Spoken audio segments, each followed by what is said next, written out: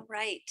Welcome, everyone, and welcome folks who are live streaming to us over Zoom. We're so glad that you're all here. This is LNS 25, Letters and Sciences 25, Creativity and Practice, Thinking Through Arts and Design, co-taught by my fantastic teacher, co-teacher, Greg Niemeyer, who's here. This is our last class. Students in the house, give yourself a big round of applause for making it to the end of the semester. Woohoo! In the spirit of kind of wrapping up, I just want to give a huge shout out and thanks to everyone here who's helped us put these live streams together and be in this theater here at the Berkeley Art Museum and Pacific Film Archive. It's been incredible. Thank you so much, Taylor, Doug, everyone, the ushers over this semester. It's been really a fantastic experience to have so many great speakers here. So it is with great pleasure that I introduce Laurel Lawson and her talk today, Art is an Experience, UX, Access and Equity. For those of you who are on Zoom, there is going to be live captioning there, and I'm going to switch over to the live captioning now for those here in the space. Experiencing art is a negotiation between instigator and participant, not necessarily bound to a technical medium. Intentional design processes can help us make better art and better experiences. Grounded in disabled understandings of the value of multiplicity of embodiment and experience, choreographer, designer, and engineer, Laurel Lawson's talk today is going to move from transdisciplinary art making and decentering design practice to equitable aesthetic accessibility and technology ethics and leadership. Laurel is just an astonishing person. It's been fun to have breakfast with you this morning and get to know you more. We're preparing for this talk. She is a dancer, designer, engineer for a company called Kinetic Light. She's a primary costume and makeup designer and contributes other technical and production design aspects and designs wheelchairs that she and Alice Shepard, her co-collaborator with Kinetic Light, use in performance. She is also a product designer and lead for access software initiatives such as embodiment, which she'll talk about a bit today, the company's app, which revolutionizes audio description for non-visual audiences, and primary curriculum author and teacher for access called Always. So I just want to welcome Laurel to the stage, and she'll be giving our talk today. So welcome, Laurel. Thank you, Lisa and Greg, for having me here today. I know there was a little bit of a setup there, and I'm actually going to turn it around and go in reverse order. So I'll begin with 3 ideas. First, a truth. Everything begins with asking the right questions. Second, a provocation. Designers are the midwives of power. And third, a useful truism. Design in any domain thrives by a common set of principles. Design is not a thing. Design is not static. Design is a practice. Design is a set of principles in action. No matter what your specialty, no matter what particular content field you choose to work in, spatial, visual, tactile, graphic, holographic, curricular, behavioral, environmental, industrial, business, communications, digital, process, material, prosthetics, civil, software, entertainment, infrastructure. Whether you're designing for the movement of human bodies, the movement of water, the movement of information. Some things are true, and I'm using true here in a professional sense, which means loosely useful, no matter what field of content you choose to apply them to. Designers tell stories. Even if you're designing physical objects, you are telling a story about what this object is, about the way that we move through the world in, around, with an object. Designers shape the world to the minds and bodies of the people in space.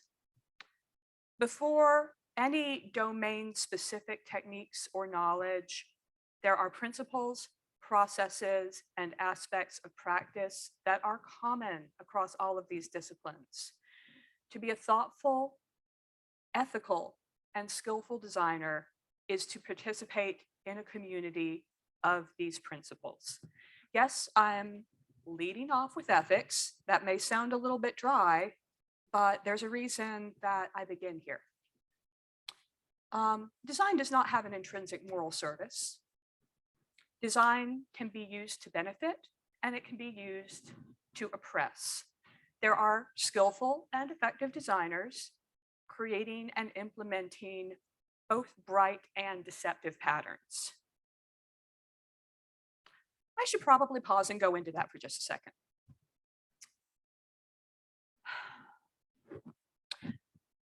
First, complexity in design is conserved. This is getting a little bit technical, but when we are undertaking a process, when we are creating a thing, the complexity of using the thing is conserved. That is to say, the complexity, the labor of using it is not created or destroyed, but the designer holds the power of relocating that, whether that labor goes to the designer or to the user, for example. But that's an entire talk in and of itself. What I think is important here is our motivations around where and how that is placed. Bright patterns can make a user's life easier, can make the flow of information transparent, can facilitate choices that a user wants to make. Deceptive patterns. Well, when's the last time you clicked on something you really didn't want to click on? I bet it was within the last couple of days. We do not talk about this as much or as openly as we should. And that's one of the reasons why I do talk about it. Fundamentally, the job of a designer is to manipulate people. We can do that for good, or we can do that for ill. The way in which you choose to do it, to deceive the user for someone else's benefit or to benefit the end user, is up to your own ethical choices. Obviously, I have opinions about which way I think people should choose, but I'm an optimist, and I think it's possible to create a better world. There are any number of products out in the world now. Let me take Clearview AI as an example. Is everybody sort of loosely familiar with what that is? No?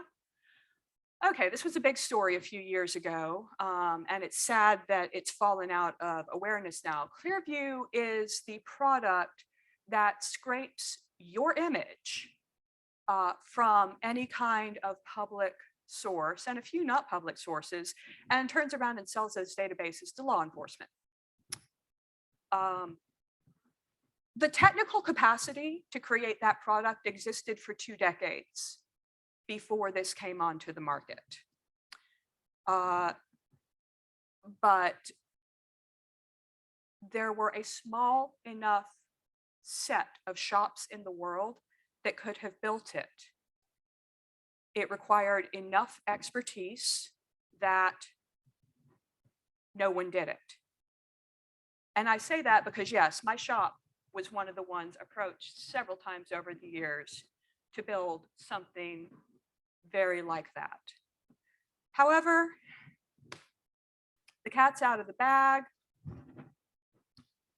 and now many of these choices fall into the laps of us as individuals as engineers, as designers.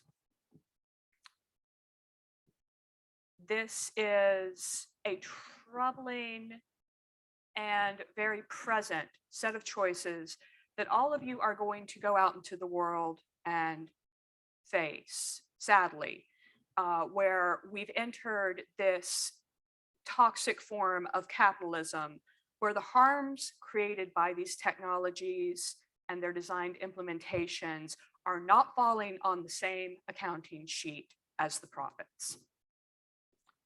So, in design,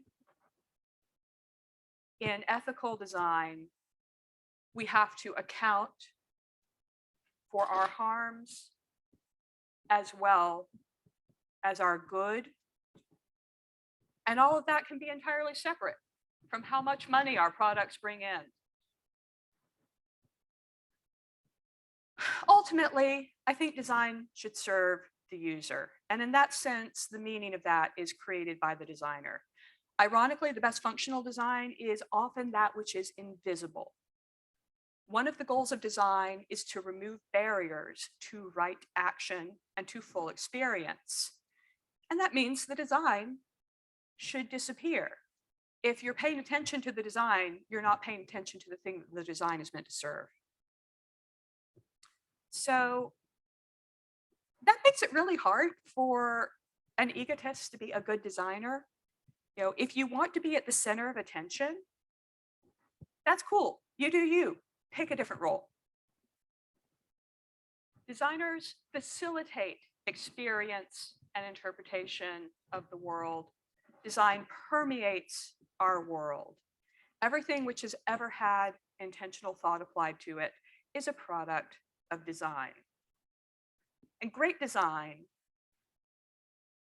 is where we fuse engineering and art. We apply the principles of science to practical goals. We use the principles and techniques of art via creative practice to make it beautiful and meaningful. Design is a discipline, it is a practice, and good design is data-driven. So, asking the right questions. To be an effective designer, you must have an excellent understanding of research. If you are not yourself designing and conducting research, you'll be relying on the people who are, and you'll be applying the outcomes of that research, the data you receive in response to those questions. That was a big chunk of stuff, so I'm going to pause there for a second. I should probably tell you who I am to sit up here and jabber on at you about design and ethics. As Lisa shared, my name is Laurel Lawson. Fundamentally, I'm a product architect.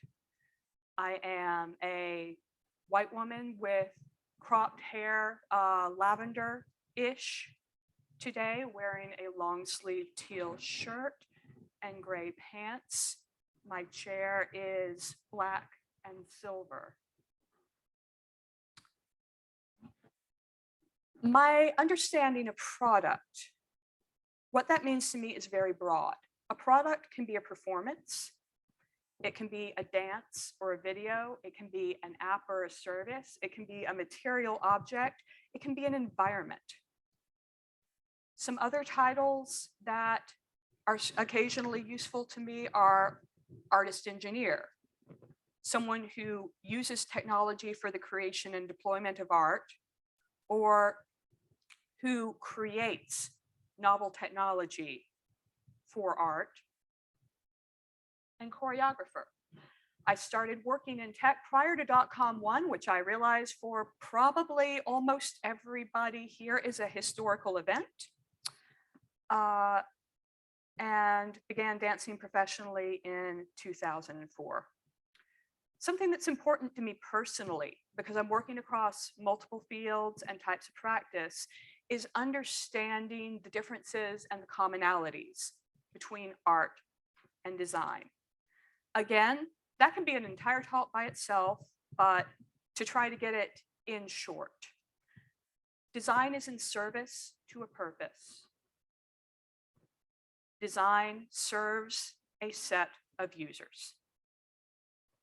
Art has a voice, and great art should leave the user of art here being both artist and audience, changed. So, one in service of purpose, one in service of meaning. The commonality, creativity, and process. And while we're at it, we can throw disability into that mix in those commonalities of creativity and process. As we're thinking about design and the ways we encounter and experience it, as we're thinking about the ways in which experience can be designed, as we're thinking about, in fact, the user experience of art. There, see, we got back around to the nominal topic of this talk. I'm going to share with you a couple of products that span a number of technical domains and a number of types of design.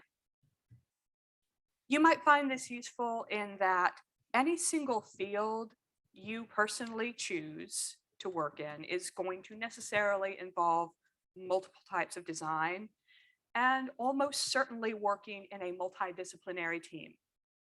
If ever there was the age of the single hero designer, it has passed. And we can generalize that across a lot of fields. The vast, vast majority of great work does now, and in fact has always, come from a team.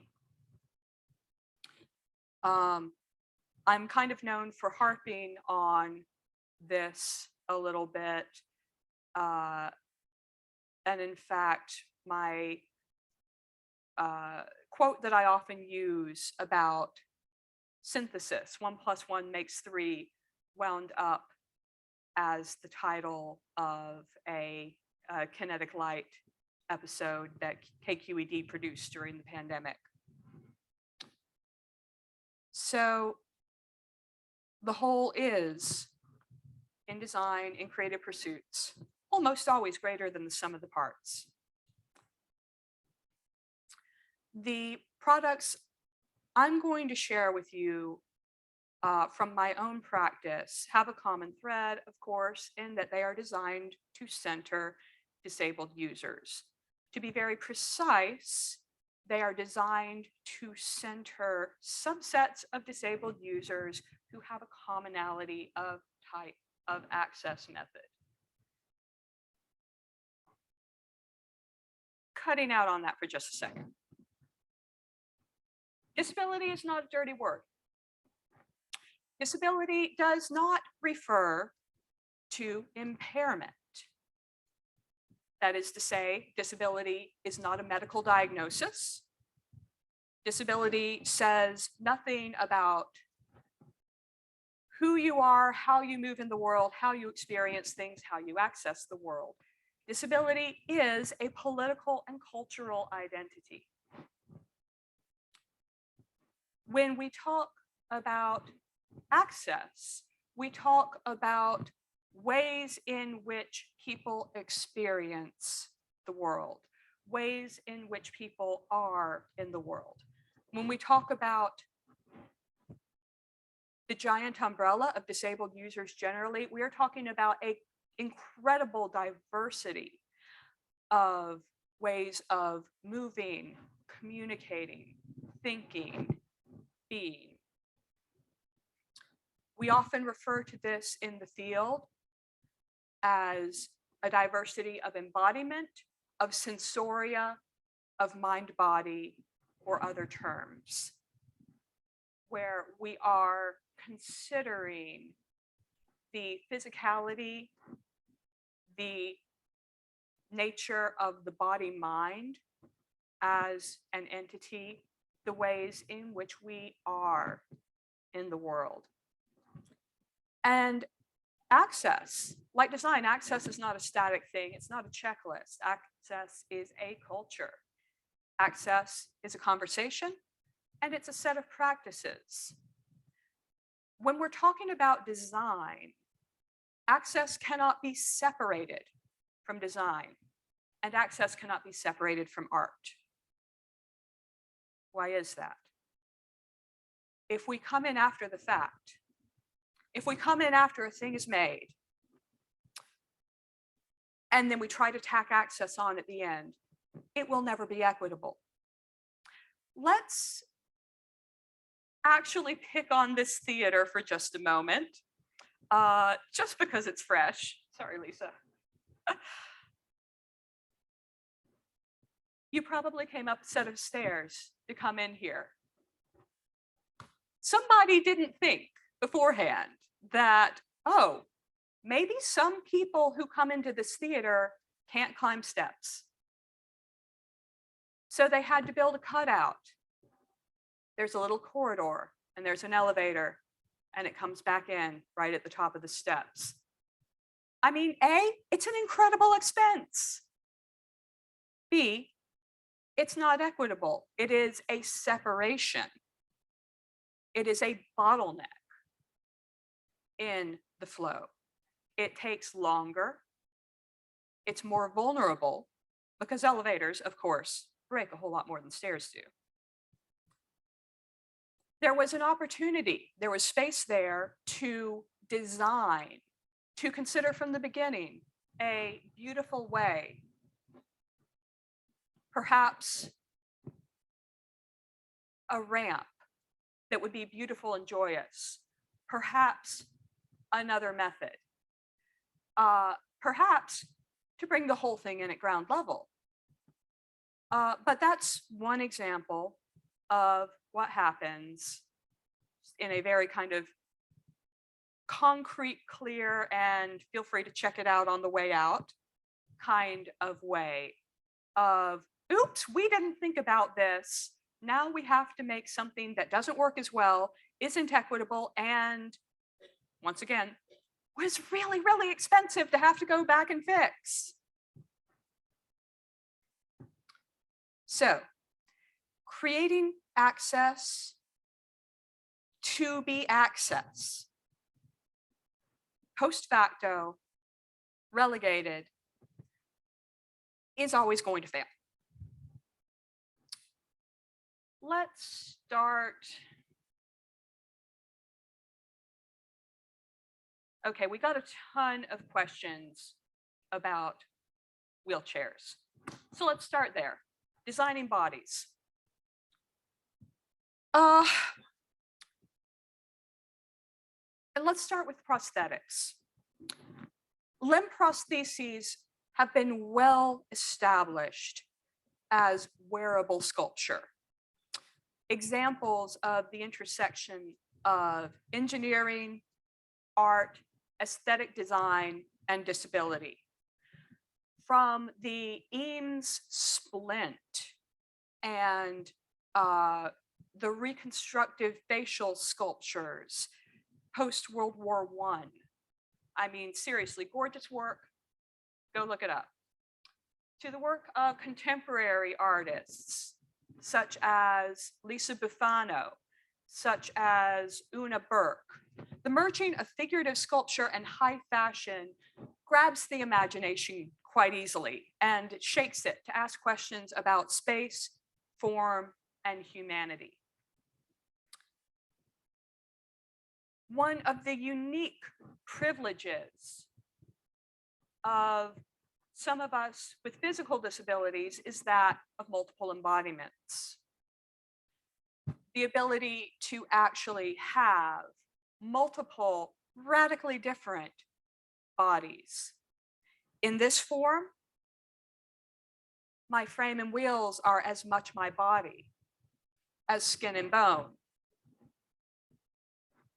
I can also transition into other embodiments, perhaps using crutches, perhaps on the floor. After all, if I were to jump out here, it's a little gruesome isn't it? To now think about me being like split in two, it provokes some very odd images.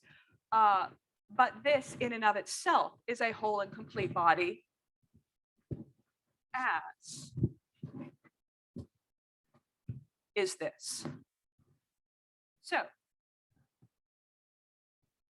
multiple embodiments, understanding chairs, prosthetics, crutches, other mobility devices, as designing bodies, as designing ways of being physicalized in the world.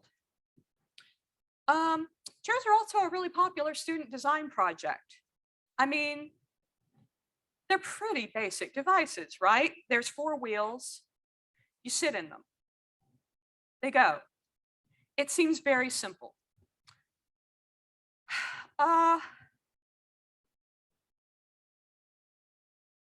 And then somehow this often goes wrong.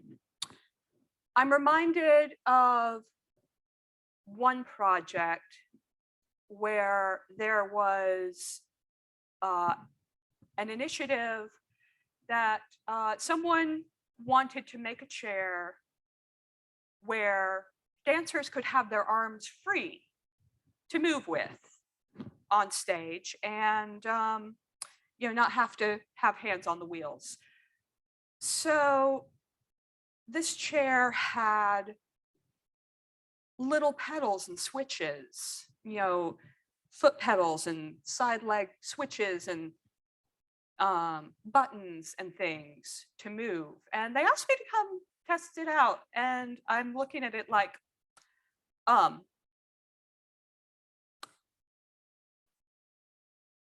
okay, I'm not sure why you want me to test it because I can get in it and, unless I like flop my legs around, I'm not going to be able to go anywhere. The chair was designed thinking like someone who has full control of their legs, feet. One of the switches even required toes. Other examples. How about the stair climbing chair? This one seems to come around about twice a year. Sounds like a great idea, right? Stairs are everywhere.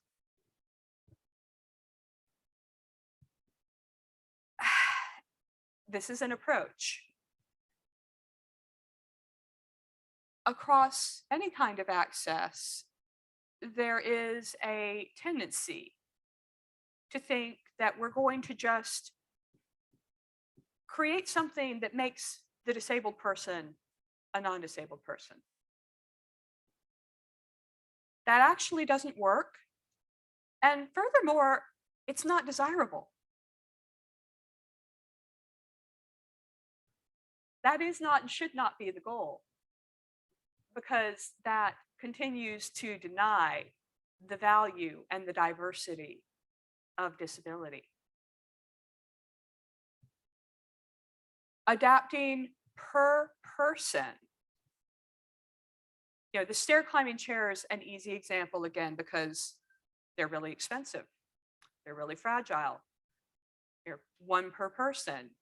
If you want to actually use one on an ongoing basis, you need, then that automatically means you're in a power chair. So you need a van that can accommodate one with a lift or a extending ramp.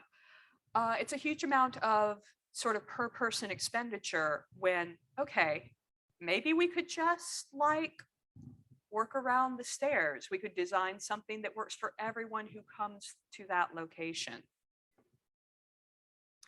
So there is a necessity of understanding from the inside.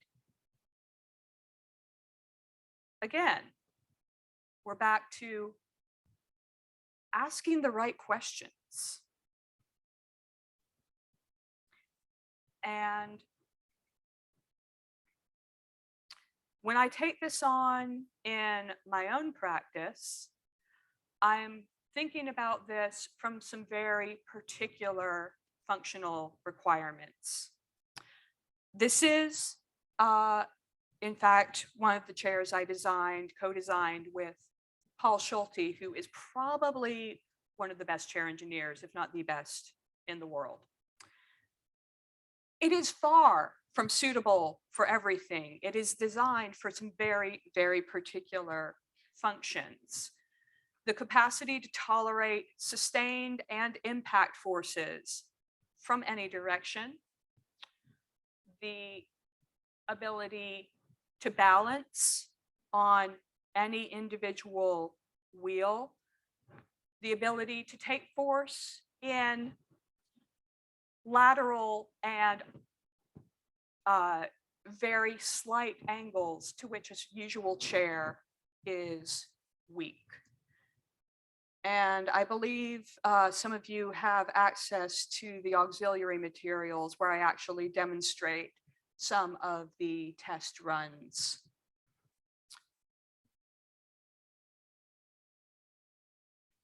Lisa, I think this might be a good moment to throw that video up. One of the other things this was designed for is to facilitate the perception of our bodies in artistic and aesthetic modes, no matter what orientation we're in. So,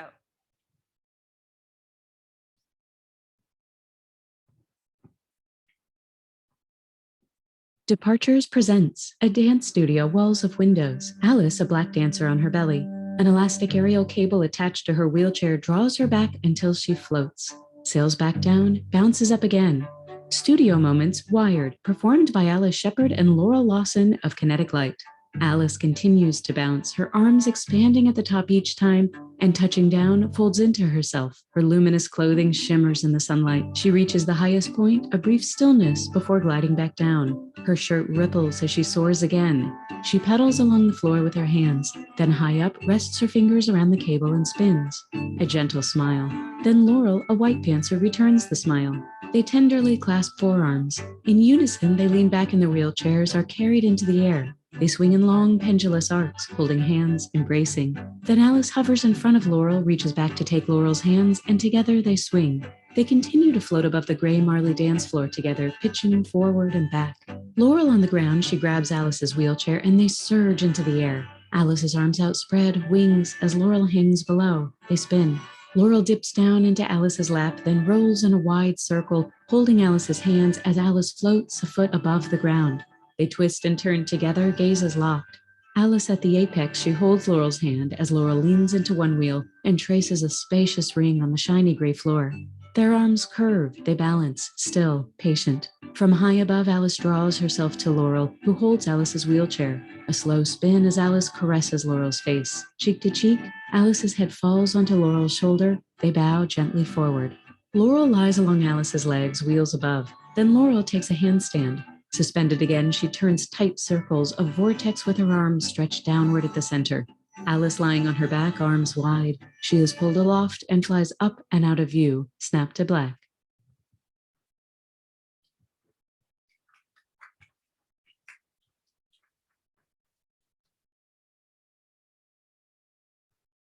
so this is where we, oh, sorry, let's go back to the captions.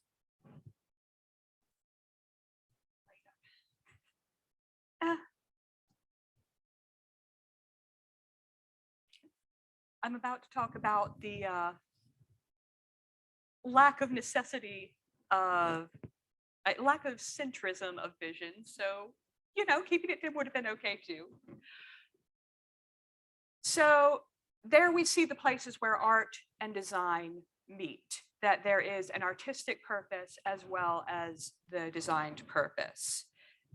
Segueing off of that, you heard the voice of Cheryl Green there doing single track audio description. Dance is not a visual art. Dance is a kinesthetic art. By prioritizing watching dance, by being ocular centric, to use the formal academic term here, we're creating this sense of distance. The truest way of experiencing dance is to do the movement. You could, in fact, say that the only people who truly experience the art are the performers themselves. And this is something that dancers know intuitively as we pass movement from body to body in an embodied knowing. We find things out by moving through them. We solve problems by figuring out what their movement is, how the problems exist inside of us, and how we solve them. So, vision is already secondhand. So, why not experience dance through sound? Let's imagine. Imagine you're in a large room. And for everyone here, this doesn't take very much imagination, but for everyone joining us on the stream, imagine you're in a large room. There can be speakers located anywhere in the space. Maybe they're in the ceiling, in the corners, floating in the middle of the air. Every speaker is playing a different track. Every track is part of the same performance. You enter the room and the performance begins. You can choose your experience. You can wander around the room, listening to the track shift and flow. You can cuddle up to one speaker and listen to it from beginning to end. You can find a mix that pleases you and just hang out there. Shrink all of that down into your phone and you've got automats. But why? Well, this came about because when Alice and I, you just saw Alice there in that video as well, we're actually doing our very first process showing of part of our first evening length work together, Descent. And this was actually down at Counterpulse. We didn't know how it would be received, so we did a showing. We invited our friends, no small number of our enemies, our students, our mentors, our elders, our communities. And for the most part, it was received incredibly well. But afterwards, some of our blind colleagues came up to us and said, we could hear people gasping. We could feel them leaning forward in their seats. And there just wasn't anything that exciting in the audio description. What happened? What did we miss? We had failed.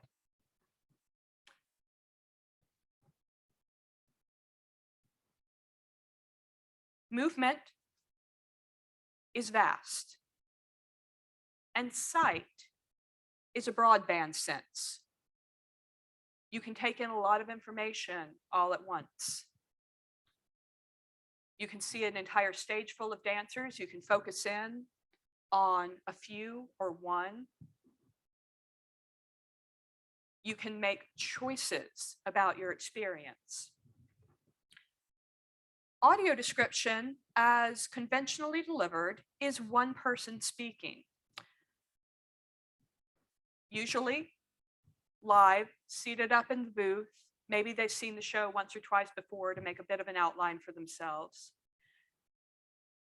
There is a narrowband experience created after the fact by someone who was not part of the artistic process. And there is no choice. There is take it or leave it. So we needed to address these three issues. After a great deal of thought, after a lot of time working through options, working through sketches, scribbles, prototypes. And after a lot of time listening, the design for Automance was born. It solves agency by providing multiple options. It solves for equity by providing the capacity to create artful description that is created as a part of the artistic process, that is created by the artists themselves and putting it into this framework. And it solves for both complexity and choice by providing options to listen for the skilled listener to 4 or 5 tracks at once, or to narrow it down to 1 track at a time. And here, Automance would not exist in a world governed by the principles of universal design. Universal design says that there is one way that can work for everyone. Do any of y'all still believe in Santa Claus? Okay, Santa Claus. Santa Claus is a lie to children. Santa Claus serves a purpose. We lie and we tell children this story that there is a magical man in the sky who watches over them all the time, who sees when they are being naughty. We tell this lie because when children are too young to understand that there are reasons to not be naughty in whatever way the parent might define that. And some of those reasons are just because your mother really doesn't want to kill you right now. We tell this lie to children. It is hopefully, ideally, a movement towards education. I call universal design a lie to managers because sometimes we have to tell that lie. Sometimes we have to say, this is going to benefit everyone. Okay, how fucked up is that really? That we have to say, it's okay, this is going to benefit you too. We can't just say, this is good for this set of people, so we need to do it. We have to say, it's going to benefit you personally also. That's actually not right, folks. So sometimes this is a lie that we need to use, and it is important to understand that a true universal for all design really doesn't exist.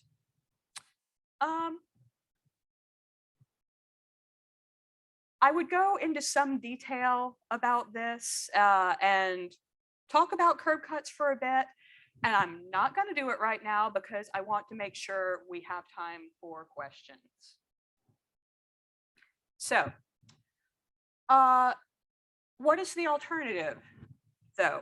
If we don't think about things as universality, if we don't think about what's going to be best for everybody, what do? We use the tools of design. First, we define who are our users. Let's take Automance. The first night we ever deployed it, this is what you call a live fire alpha. It had been tested in dress rehearsal. but it was recoded the week before because of something not very nice that Apple did. And this was code going into production basically untested. So thank goodness it worked. I think there were 2 reboots on the server that night, but it worked.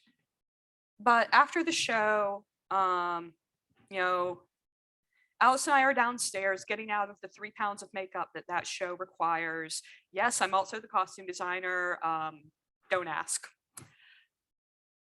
Trying to get into something respectable to rush back up to the lobby and you know, do the premiere meet and greet thing.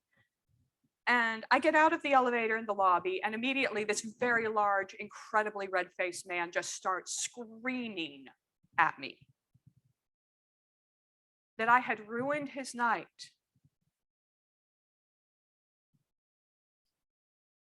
And I mean, this was so loud and so incoherent, and I'm just kind of like being buffeted. It took about 5 minutes to figure out what was going on.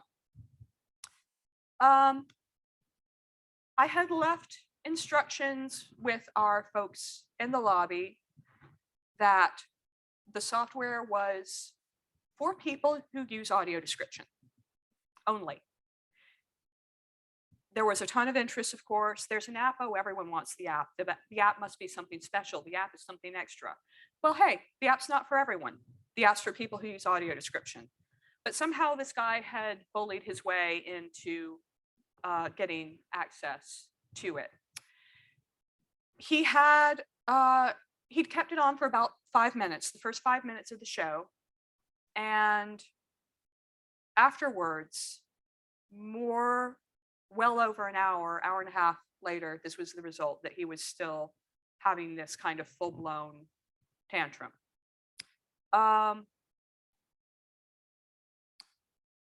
This is why things aren't universal. Automance was designed to center a very particular set of people. And for folks who are not users of audio description, who are trying to watch and listen, it can in some cases produce extreme sensory overload. That was a fascinating discovery. I mean, we learned so much more about how our products break, and sometimes how our products break the users.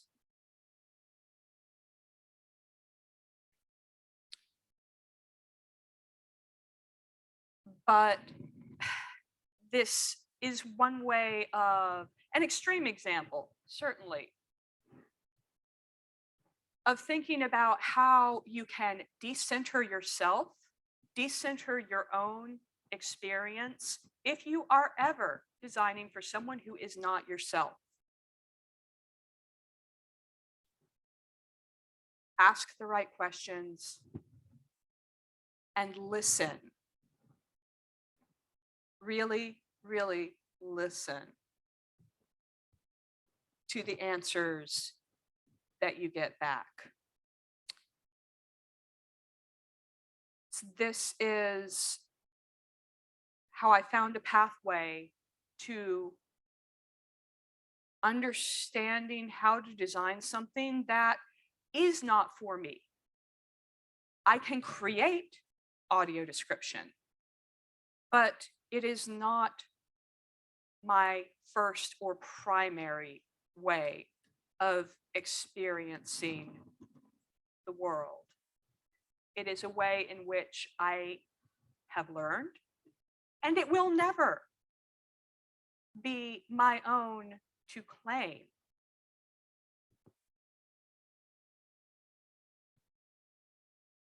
So, centering people, taking that information and testing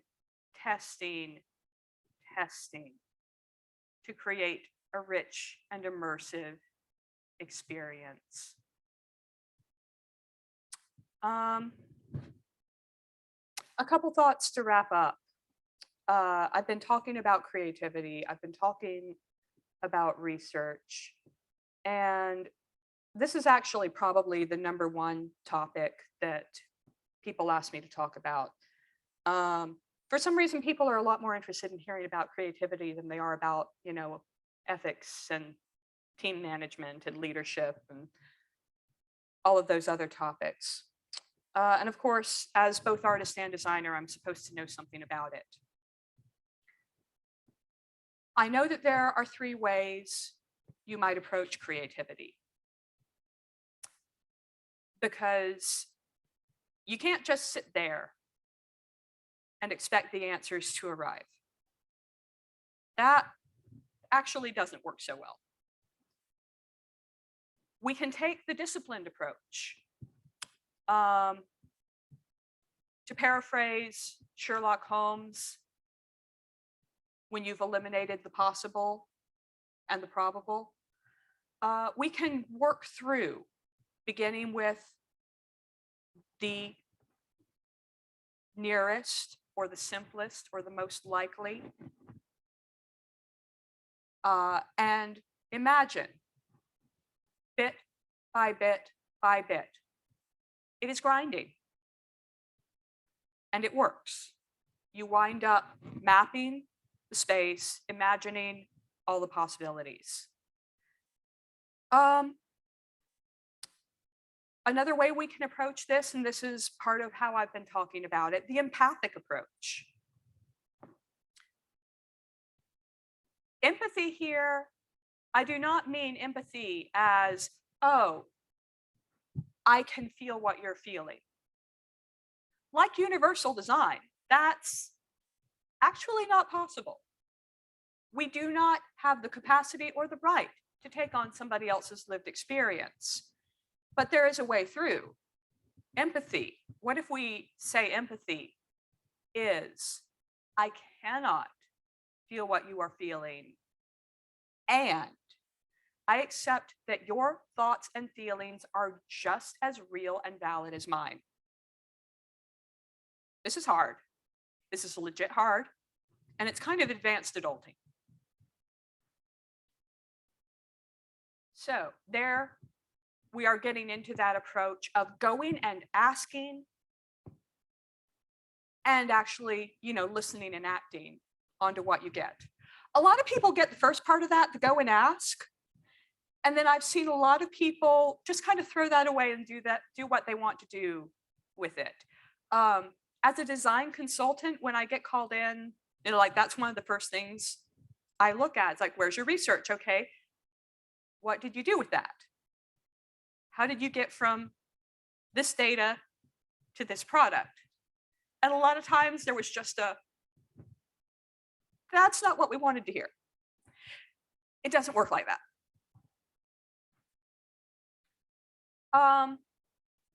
For a third approach, I might term this the meditative approach.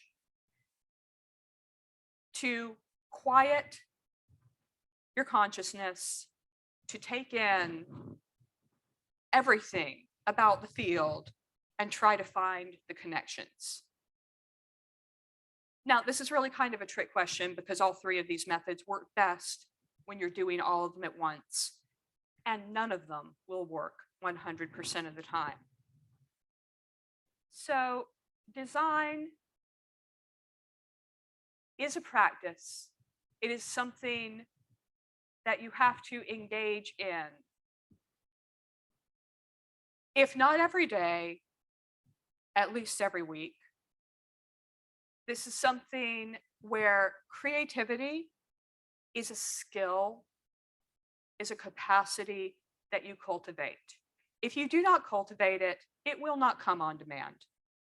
It's not some magical facility that some people are born with and others aren't.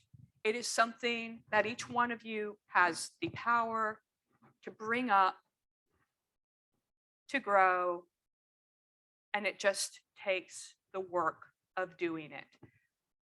If these are the fields that you're interested in pursuing, if you want to work in, or hey, think you might want to work in the fields of art or design, then you're going to need the skill and capacity of creativity. And I hope you'll invest the time that is there when you need to call on it. Okay, I think we probably ought to wrap up there, and we've got maybe 15 for questions.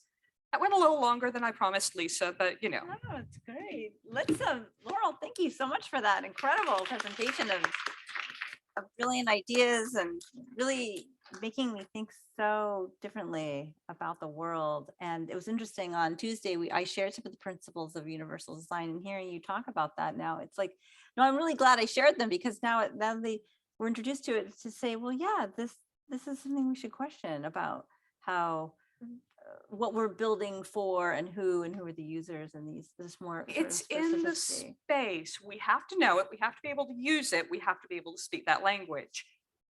And knowing that it's not real, it's still important.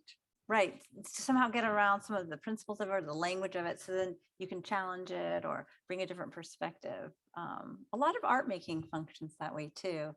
I think, when people are subverting ideas, you have to sometimes bring forth the idea that you're subverting to comment on it. Let's open it up. Greg is going to be monitoring the Zoom webinar, but students in the class, this is our last day together. So crazy that it went so fast. It's been so wonderful to have you all in class. But any thoughts? You can even ask the question. I did share some of your questions with Laurel, but you can ask the question that you wrote on Tuesday's class as well, because we have a lot of people in the webinar that might want to hear those questions. So anybody here would like to go with a question? And then Greg has some. Anybody in the room? All right, yes. Greg, can you patch your mic? We're going to be using microphones for the so everyone can hear, and also for the webinar. Thanks. I was wondering if you had like a favorite thing that you've designed, considering what you've designed over the years. I know that's a very broad question. That one is big, yeah.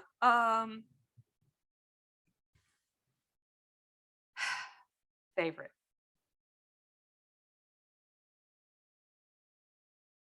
It's hard not to love the things that I use most directly. So of course, all the chairs I've designed over the years are most near and dear to me in terms of proximity. But, other things,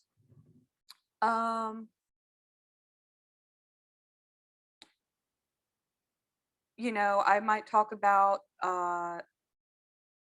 some of my work in tech, mainstream tech, actually, designing interfaces for emergency communication systems, or designing the interfaces for educational training software for air traffic control. I love those products because they are complex. In my UI specialty is essentially mission critical interfaces, where there might be 10 functions that you use every day, but you have to have 50 more that have to be available and require no thought to use in an emergency. So yeah. Also, come on, it's like asking me to pick a favorite child.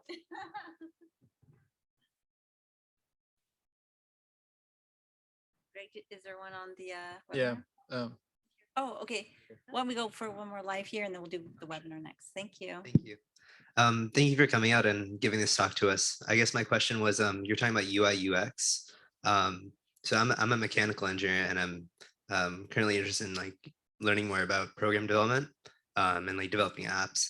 So in general, like, when you're trying to identify like what the needs of a user is, how do you go about like, I guess like, do you like interview them, or do you like, like kind of observe them as they're like using their current solution to the problem?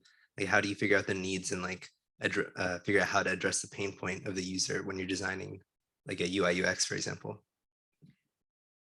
So this is, I could answer this with a whole toolkit. And I strongly suspect there's at least one course around here, probably in HCI, that addresses this. But in short, you know, all of those things, observation is a critical tool. Interviews are important, but I like to really begin. Have you ever heard of the technique of the 5 whys? Sometimes it's called the 7. When I'm talking about centering users, when I'm talking about really understanding who your user is, and this is not exactly, you know, a lot of you have probably already learned about, you know, developing personas and, you know, plotting their little imaginary pathways. Much more core is getting to a set of needs. And if you're going into a standard kind of business consulting situation, the odds are your user may very likely not know what they actually need. They're going to say, well, I want this. Why do you want this? Because this. Okay, why that? Because we need this. Ah, now we're starting to get somewhere. Okay, let's talk about, you know, what that's about. And once you go through these layers of asking why, and you do have to be a little diplomatic about this so you don't sound like a 3-year-old. But generally it takes at least 5, sometimes 7. I've even had to go up to like 9 a few times. You have to get to what is the underlying need, not we want this form to have different fields on it necessarily, but what is the real underlying issue? And the solution to that may not be an app at all. It could be a process, it could be a thing, it could be infrastructure, it might be anything, but never take the first answer. Use everything in your tool set. As you gain experience, if this is something that you choose to do, you will eventually get a sense for what is needed in a situation. And it's important to stay humble. Don't get cocky. Don't assume. Don't think you can go in there and answer this without using your tools, because that is when you go off the rails. So there you go. 20 odd, well, closer to 30 years of tech design and consulting experience in a nutshell.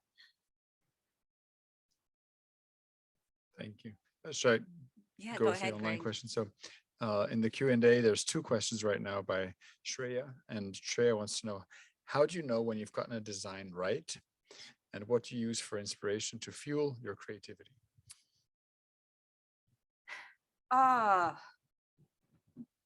Okay, so the inspiration question, I think I may have hopefully addressed a little bit. Inspiration is a false friend. There is no magic bullet. You know, the idea that this, you know, bolt strikes you and blesses you with this perfect moment of creativity. I'm not going to say it never happens, but that's like, if that happens to you once in a lifetime as a designer, take it as a gift. So the trick, to be a professional, you do not rely on inspiration, you rely on your practice, you rely on that cultivation of creative practice. When I've gotten a design right, Okay, right's also a tricky word here. So what does right mean? Does right mean good enough? Does right mean alpha? Does it mean beta? Does it mean let's push it to prod and see what happens? That's really situational. There are, some things you may develop a sense with time, with experience about when you're on the right path. But in design, as in development, as in almost anything, if we want to get it right, we have to be iterative. We have to accept there is always something better. I often say this about access in all forms. Access is aspirational. There is no right. There is never a perfect. We can only try. We work towards it. We can work our butts off at it. And when we get feedback, when we get critique, we pause, we take that in, and we use that to do better next time. So, yeah, really the whole concept of right is the thing to interrogate here. We can apply the same thing to art. Let's take that little bit of video, burial video that you saw. Every one of those things was extensively tweaked before getting to a nominally final point of being released out into the world. In software terms, version 1.0. And each of those things is still being refined when we restage shows, even as we're touring. There are little tweaks, little incremental improvements happening to the experience, whether that's the sonic, the visual, the haptic. Of course, it's a little hard to get the haptic experience from a video. That's actually one of the projects I'm currently working on, is figuring out just how we do that. But yeah, I'd encourage you to really sit with the idea of right and what that means to you and what that means in each context. Examining, because that's going to mean something different for every design, for every product, for every project, for every team. And you're probably never going to reach it. Yay! Yeah, thank you, Laurel. I think that's a great way to wrap up, because in many ways, so many things that you've said today have just resonated through the entirety of this class. And these assignments we've been giving you are really about your creativity in practice, which is what Laurel is saying, to rely on the practice of doing things that really help hone your creativity and get you ready for designing things or making things or working on things together. So it's, I think, a really wonderful closing to have Laurel here to really wrap up so many of the ideas we've been talking about in class. And yeah, let's just give one last round of applause, and thank you everyone for coming today. Thank you those of you on the Zoom webinar for being here as well. And it was really such an honor and a pleasure to have you here. Thank you all. Okay, cards you can get.